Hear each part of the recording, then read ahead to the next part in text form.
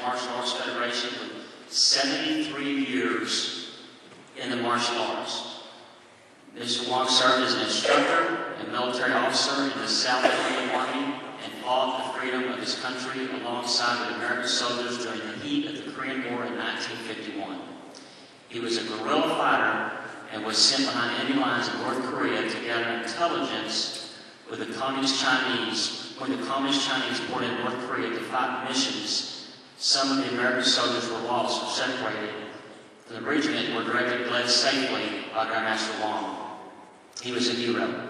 Grandmaster Hwang has shared the fighting and self-defense techniques gained from years of difficult training and military experience with a broad range of civilians, various police departments, universities, and even local military bases. Having been a certified international master instructor by the World Taekwondo Federation since 1972, Grandmaster Hwang is a prominent figure in the martial arts in the United States, as well as the rest of the world. He selected, formed, and directed the United States Taekwondo teams and their coaches for the very first World Taekwondo Championship in South Korea, hosted a World Taekwondo Championship in Oklahoma City many years. Actually, for 36 years. Grandmaster Hwang was honored by the Oklahoma Governor, Frank Keating, for having devoted over 30 years of excellence in teaching Taekwondo to the citizens of the state of Oklahoma, and he's trained a record of over 20,000 students. Ladies and gentlemen, I give you Mr. Jack Hwang. A few speakers now to talk about Grandmaster Jack Hwang. I got actually first on here, Mr. Minshew, sir. Great one. Are you ready? I stay ready. Okay, sure. Let's have you up. And then Mr. Jennings will have you.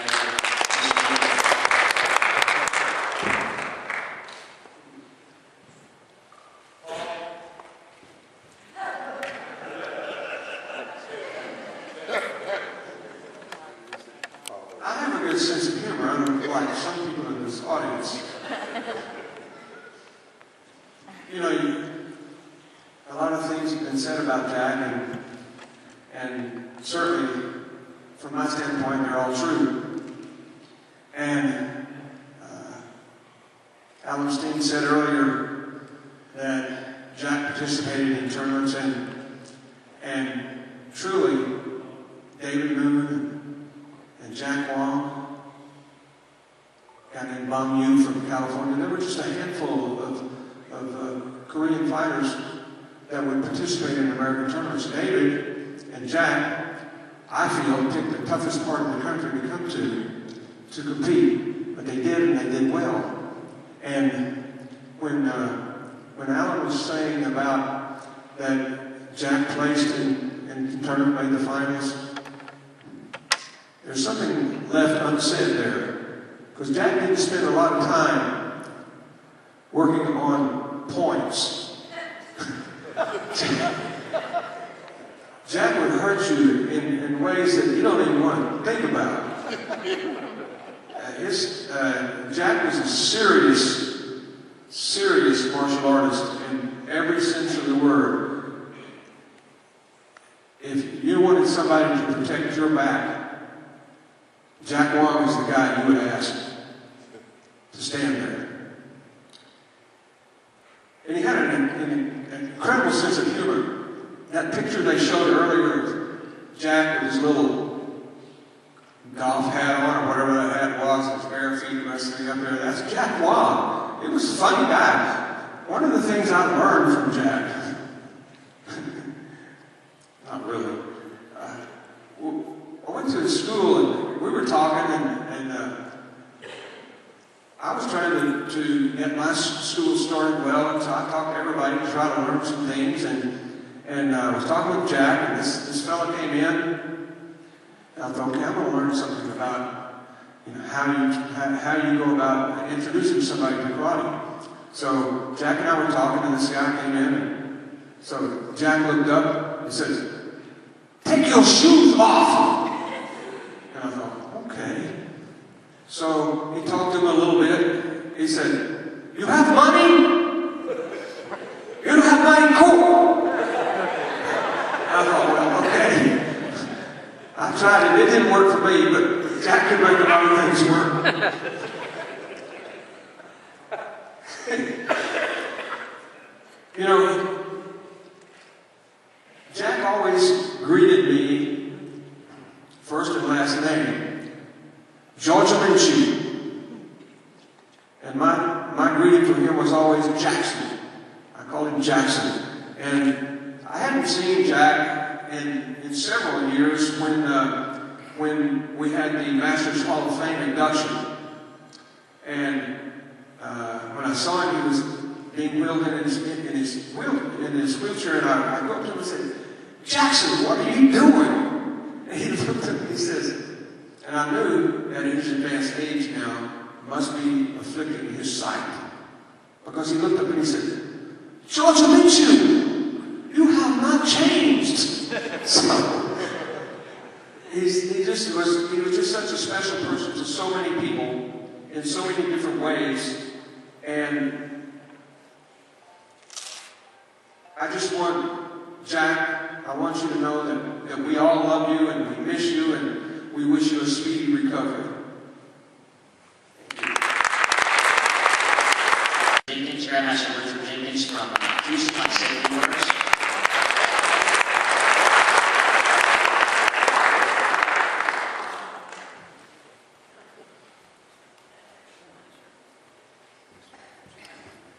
Well, first I'd like to say congratulations to Ed Daniel. Whenever you have to fight Ed Daniel, gratefully, pause.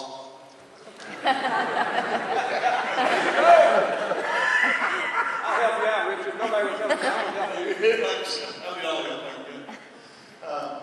Ed and I have shared lots of conversations over the years. And I can say one thing about Ed that I would like for him to know. He's one of my favorite people. And whenever I see Ed, I feel a smile inside. And that's, to me, that means a lot. Congratulations again. I'm sorry, Jack couldn't be here, and I'm sorry he's in the hospital right now. I hope he recovers quickly, and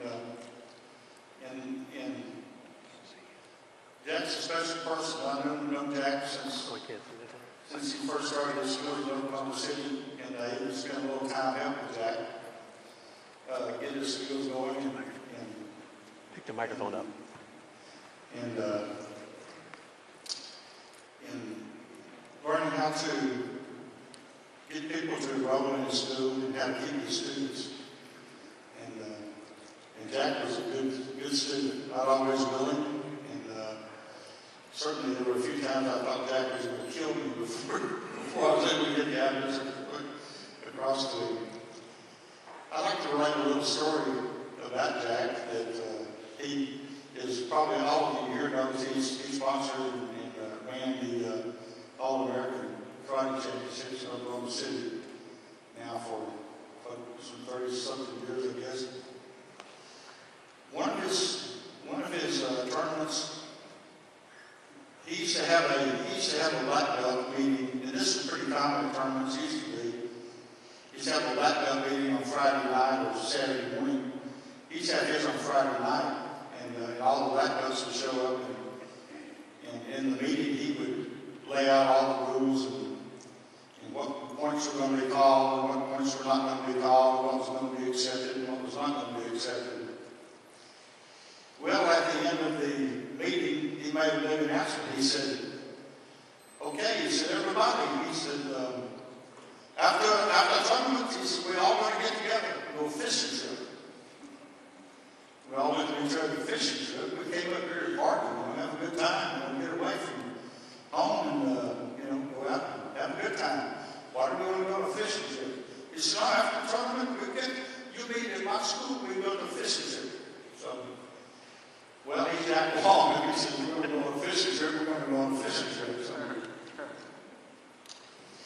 sure enough, after the tournament, we all went over and met at Jack's school, and everybody's sitting around waiting, and where's this fishing trip going to be? There was probably about 50 of us there.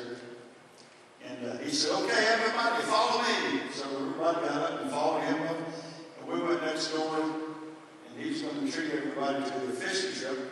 But so we got up and walked next door to the fish and chips.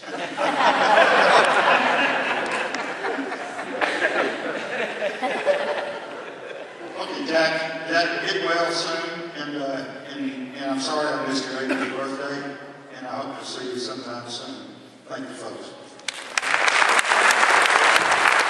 Next up, we have Grandmaster J. Pat Burleson. Ms. Burleson, Mr. Burleson.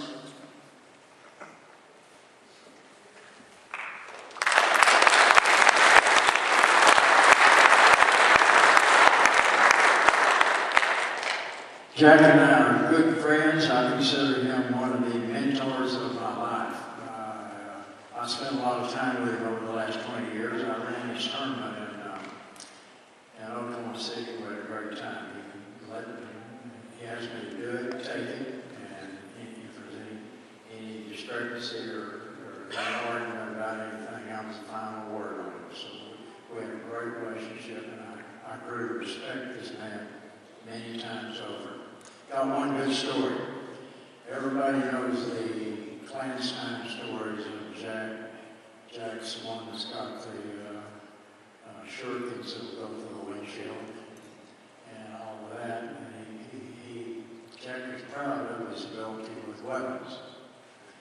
And so we had a tournament party one night, and a lot of you in attendance here were in attendance there. And we had a colorful character at the party named Turnage. He was a guy weighed about 400 pounds. And one of his attributes is he was a master firearm person. He could literally, he's a big man, 400 pounds or so, but he could hold a cup in his hand like this and then go under his jacket. Touch it before you move. Drop it, touch it before you move. So he was showing people his gun tricks, and I didn't know this, but earlier Jack and Turnage had some words. It had something to do with Jack's ancestors. And so there was some bad blood there. So anyway, Turnage was over doing party tricks and every night, and Jack looked at him and he said, "Hey, fat boy." So, come on over here.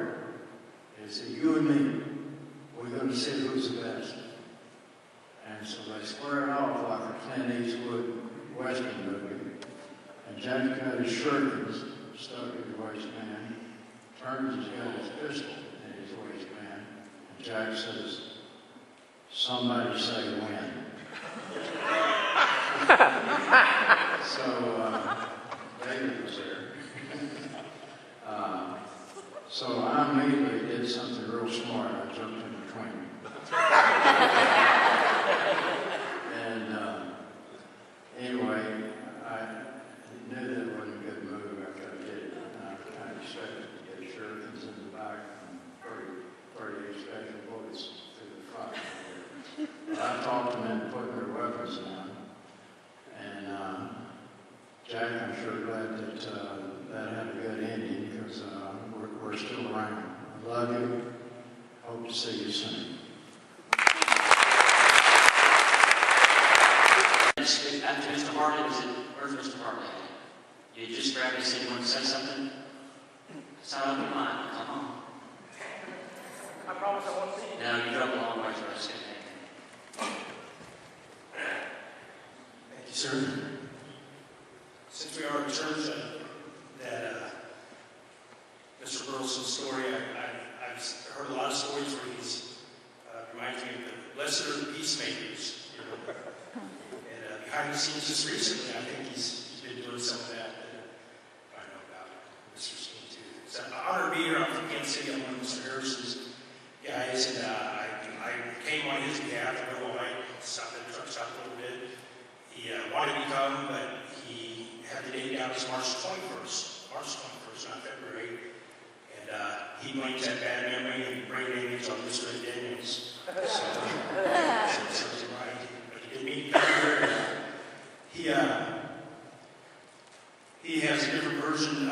We had a pictures in our dojo coming up of him and Joe Louis fighting, and had these pictures, and it didn't have the name on there, but it just said Buddy Galveston. And that was the fight with Ed Daniels, I think. They had to go to the emergency room, they both had to go, and they determined that the winner would be whoever had the least number of stitches. And I think the story was probably a couple different versions, but Mr. Harrison says that the doctor was working on Ed, and he came over and was working on him, and Ed's looked over his shoulder, and the doctor's making faces, and he looks and says, Mr. Daniels, I don't think I can get any more stitches in here. But he does say that he didn't have any blood brothers, but he considers Mr. Daniels his big brother. And his blood and guts brother. That's what he called him. And then Mr. Hwang is one of his fighters. That was one of our highlights besides coming down here. Mr.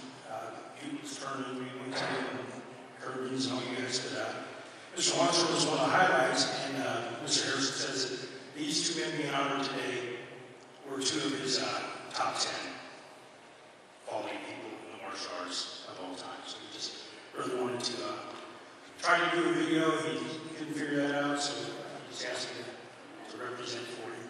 And he wants to call in later. And I just want to throw this in for the kids. As you're coming up, you see these heroes. My first time in Mr. Hwang's tournament was about 1974 or 5. And you saw some of the pictures of him jumping and doing all these amazing kicks. He made Jet Li look like grandpa's, the things he would do. And one of them was he could throw up a board spinning and then hit it with the spinning heel kick. Everybody saw that. Who tried it at home?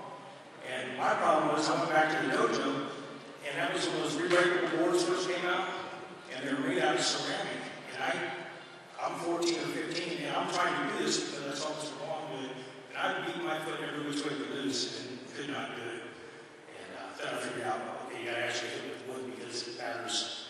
You can't hit the middle on a rebreakable board. And the other one he did, and this was probably one of the most impressive demonstrations I ever saw.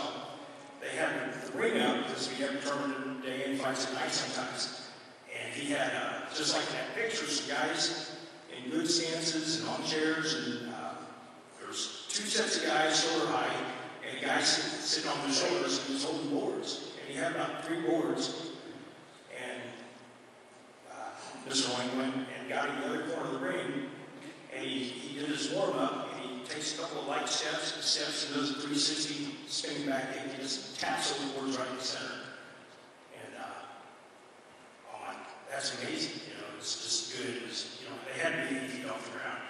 And they went back to the corner. What got really impressive was when we went back to the corner, they blindfolded him. And this is, across the 20-foot ring, caddy corner, and he takes a couple of hop steps, and we're all kind of praying for the guys, holding the boards. And he hopped in. Did anybody ever see him do this? Is that you? But he went up there and he jumped, I guess, knew the crowd was there, and he had it on, and a little bit of dynamite kicked in. And he just clipped the corner of that board and hit the guy holding. There's 2 guys holding boards. He hit them in the heads, knocked them together, and one of them flew over the roofs. And, I was impressed when he came back, I was blindfolded. And what was more impressive was he took off the blindfold, and there were students, he's like, do again.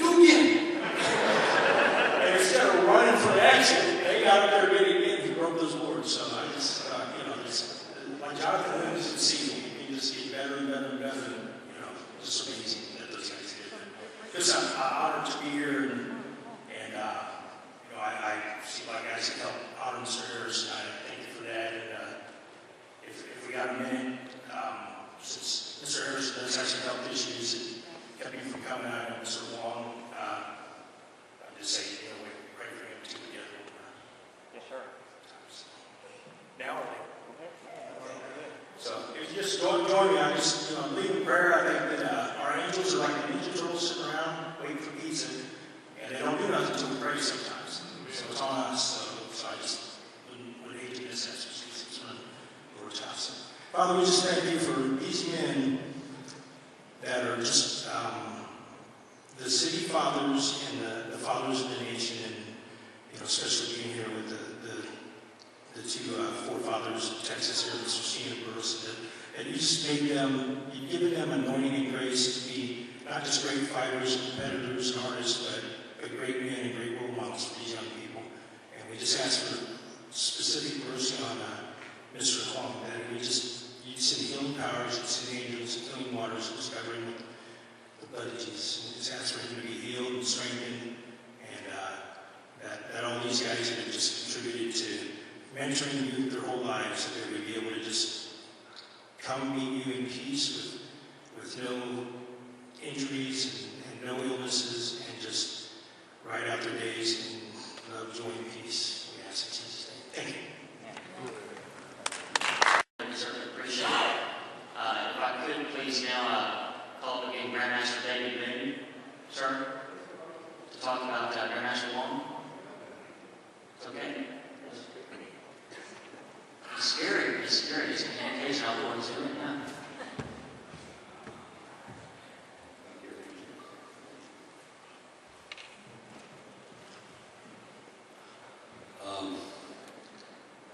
It was 1968,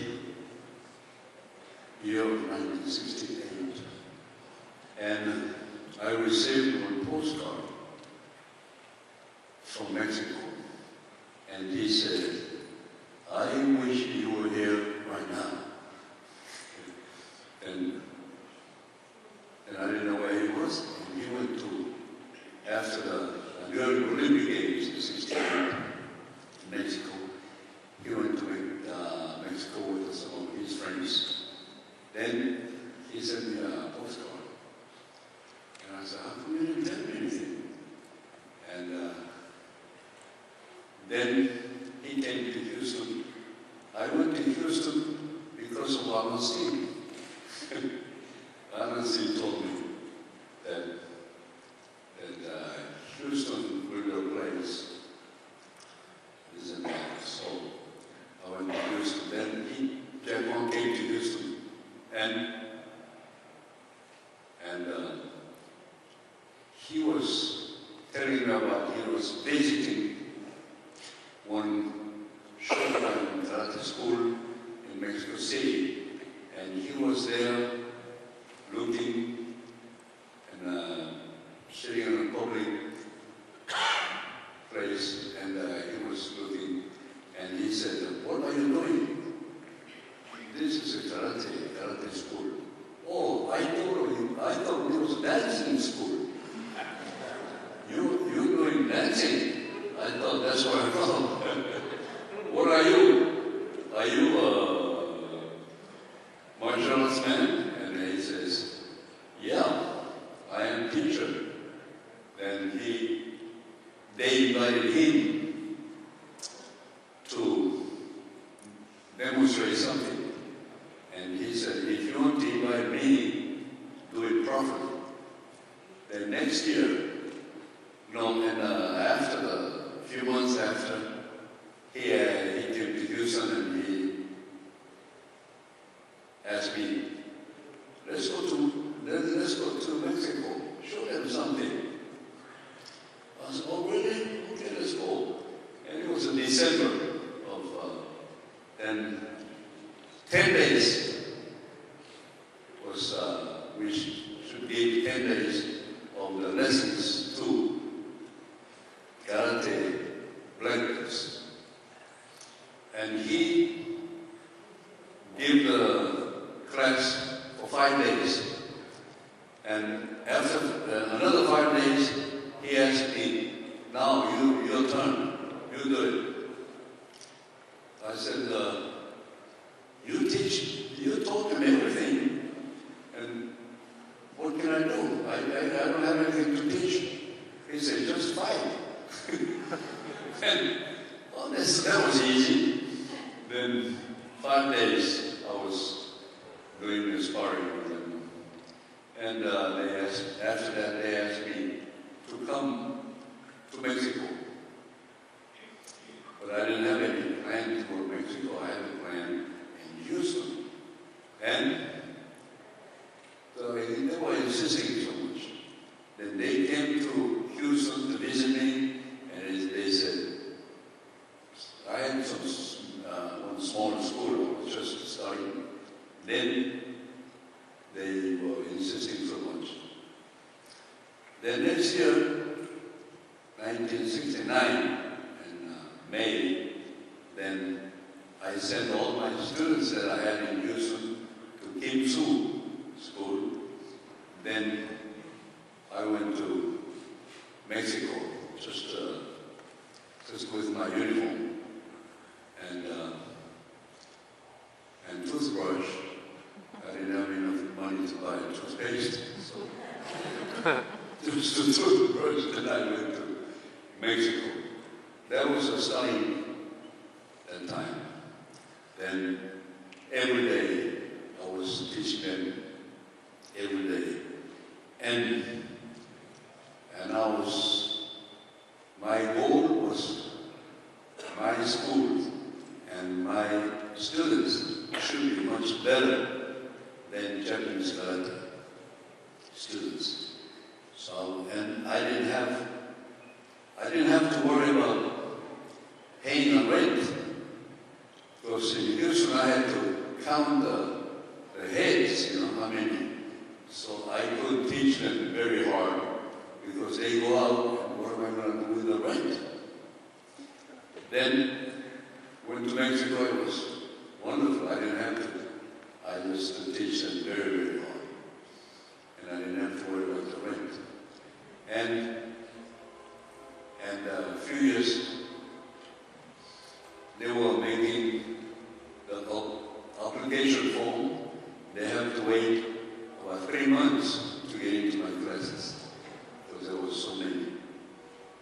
And all that influenced me a lot. All that was Japan's influence. And so one of the George Beach was saying that take off your shoes, if you don't have money, get out. And all this. That's it. Correct. And all those things that I have learned, influenced in my life, and changed my life really is when I went to Mexico. And there was a new challenge for me, and it was very hard work, but that was 46 years ago. And I'm always grateful to Japan that because of him that I changed many things and blessed many things to me with martial arts. And I hope he gets up soon and be with us again. Thank you very much. Jack, very much for talking David Moon into going to Mexico and leaving Houston for me. Thank you, Jack. Very much David Moon, but there's somebody wanting to say something that, no, we're okay. Come on, Mr. Archer, it's okay. Mr. Grandmaster David Archer, ladies and gentlemen.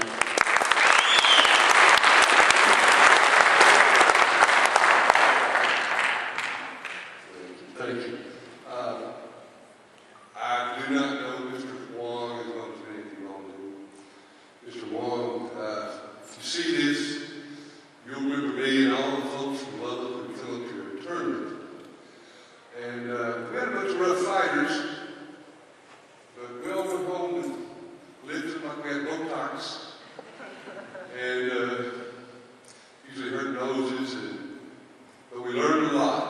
And we really thank you for I guess the artist, the martial art that you put into what we thought was a sport. It was a whole lot more. And we just really appreciate you talking about you a lot. We still do. And we do hope that you get better, that you rise up. And we are praying for you. Another note would be to Mr. Daniels. I'm working on your hairstyle here. Got it done. I don't know why you befriended me. I was a young man, but we all looked up to you. We were all very fearful, in a fearful way. You would, for some reason, come to Lubbock. I don't know what brought you to Lubbock, but you would show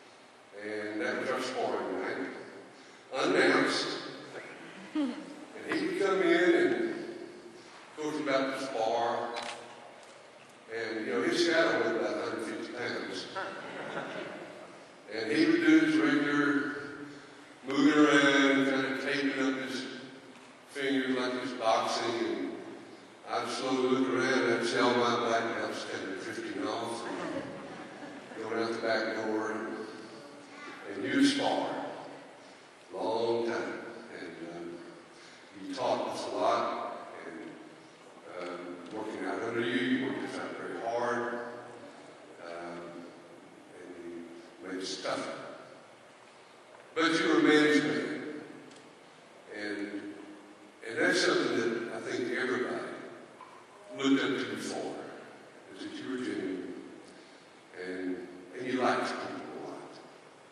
And I just thank you for the influence you had in my life, and God bless you. Thank you.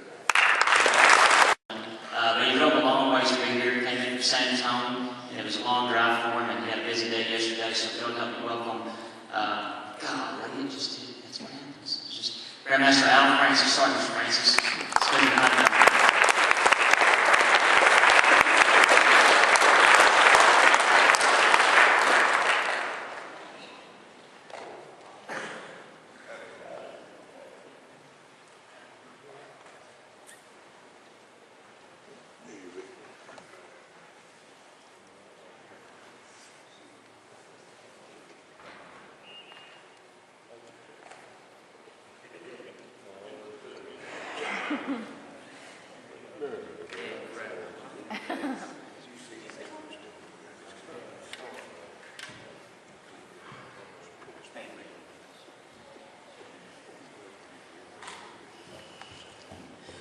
Thanks for having me up here.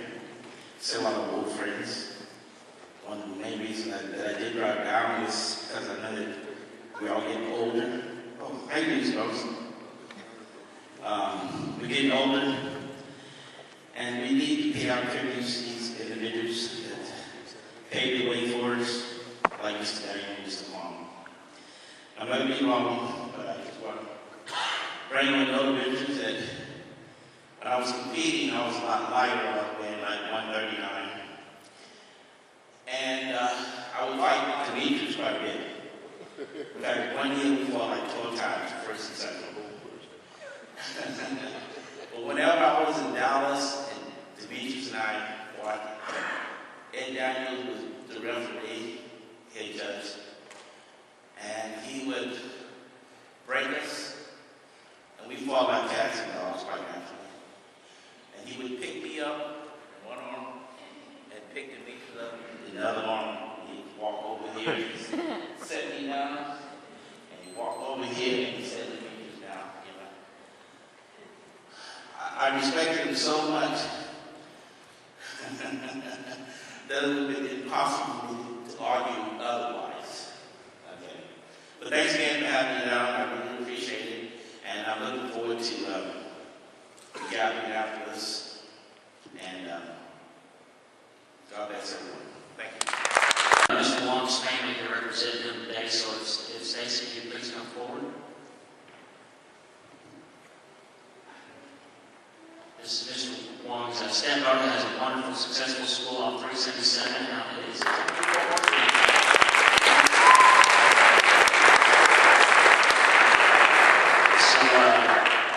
Mr. Hwang, sir, this said Grandmaster Jack Hwang, thank you for the many years of dedication and commitment to empower the martial arts community with love, compassion, and wisdom. May our Lord Jesus bless you and hold you always. We love you, your martial arts family. February 21st, 2015. Thank you, sir.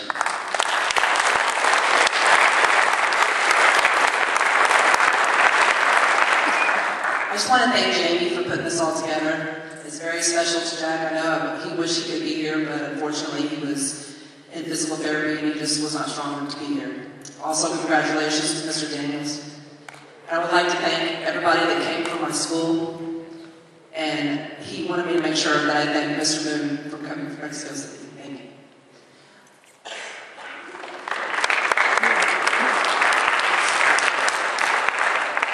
I've been listing all the funny stories, and it's so him. It just makes me laugh. But I have one of my own. He told me that I owe everything I have to martial arts. And when I was younger, I was just like, yeah, I owe everything to martial arts. Because the man I married, I met at his school. So obviously, I think I probably would have found the husband otherwise. But anyway, I would not have had my daughter if I had not had martial arts. I will say that. And I was in his office, and this lady was wanting to sign up her son. So to add another story about how blunt he is, I was in there and just waiting to go home with him, and he the lady was signing up, and the son or the daughter, I can't remember what, but was going to sign up, and he was going to offer a family special if the mom signed up, and he said, well, you need to lose some weight, so I'll give you a family special if you sign up with them. And I don't know why, but she did. Thank you.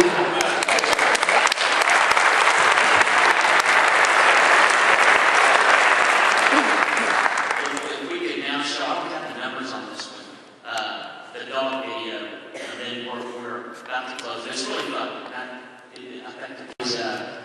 I think Mr. Grandmaster Daniel, if you'll join us one more time, and Grandmaster Allen Stanley, Grandmaster J. Pat Burles, if you three could join us up here. And if I could have the cashers please come up, please. I had reached out to both the cashers in regards to, y'all come up. You know, we can do it down here. We can do it down here. That's fine.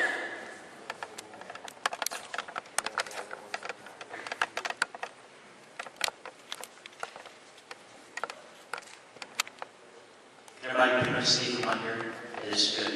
So I had contacted the casters in regards to the wonderful, wonderful Hall of Fame they have that is one of the original Texas Hall of Fames. And I thought it would be good to bring up all three of these men because they were very much responsible for that Hall of Fame. Without the great fighters we have in Texas, there would be no Hall of Fame. So, in my opinion, you three are very much responsible for that as well as Mr. Hwang. So, the problem is you cannot get into this Hall of Fame unless you're a Texan. So that posed a problem. So we contacted some people, and Mr. Hwang, you're now an honorary Republic of Texas. So you're now an honorary Texan. And congratulations, sir. That's a real step. Real step. But then we later found out that actually Mr. Hwang went to school in Texas, so my efforts were futile, and I wasted my time for nothing and almost got a divorce, and it cost me $3,000 to probably send it through. But don't you worry about it, sir. It's all good. So, if I could hand over to the pastors. Thank you. Jamie kind of summed it up. Scott and I got involved with the Hall of Fame after Dad got inducted and kind of taken over. And part of what we're trying to do is right some injustices or some lack of knowledge, we'll say, about certain people. And one of the things was Grandmaster Hwang has been instrumental in Texas karate. His tournaments, he's got schools here, he still has schools here. And how do we get in? How do we get in? And Jamie and I talked about, well, let's make him an honorary Texan, let's make that happen. And then we saw his bio, and as Mr. Steen mentioned earlier, he lived in San Marcos, he lived in Huntsville, he went to school in Texas, so it's natural that with these forefathers of all empires in Texas martial artists, that Grandmaster Jack Hwang will be in the Texas Martial Arts Hall of Fame as well. So thank you, Mr. Hwang, and thanks to you guys and our family, and Mr. Daniel, your brother to my dad, right, till very beginning, and we love all you guys, and thank you so much.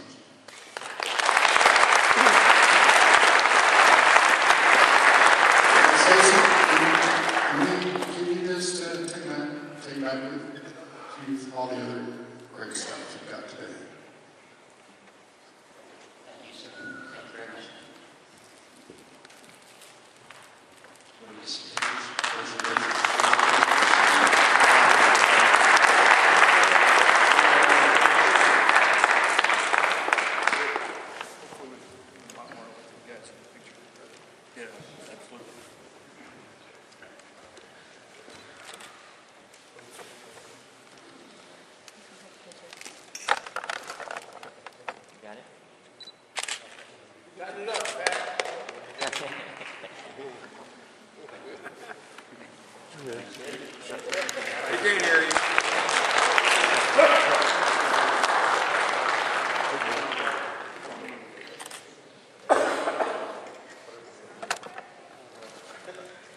Stars are those who shine for the benefit of others.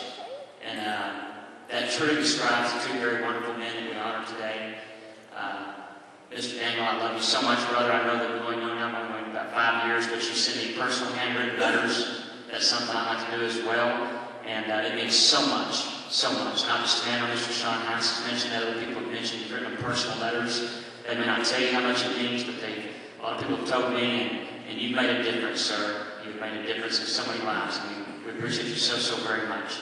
Mr. Boone, I certainly appreciate you coming from Mexico City. It's a long flight. You've been going to Taiwan and all these different countries, and you honored our family, you honored me, and I certainly appreciate you being here, sir, very, very much. Mr. Stan, I'm sorry that I started a little early. I'd like to get things moving. I apologize, sir, that we started early, but thank you so much for being here. Mr. Finch, everybody else for being here. Mr. Simon, thank you for flying in. Thank you for the wonderful, wonderful rendition of the national anthem. Thank you so much. There's going to be, we have some reservations. It's just kind of an open deal. Did somebody sneeze? Bless you. Okay. At El Phoenix in Burleson. And the room, I think, holds approximately 50 to 60 people. So I don't know who all would want to go. Maybe we can gather up at the front if y'all would like to go and do that. So other than that, thank you all so very much. Mr. Hwang, we ask that you have a speedy recovery. Continue to lift up my prayers. And God bless you, sir. And thank you for what you've done for the martial arts. And thank you all so much for being here and sharing time with us. I appreciate it.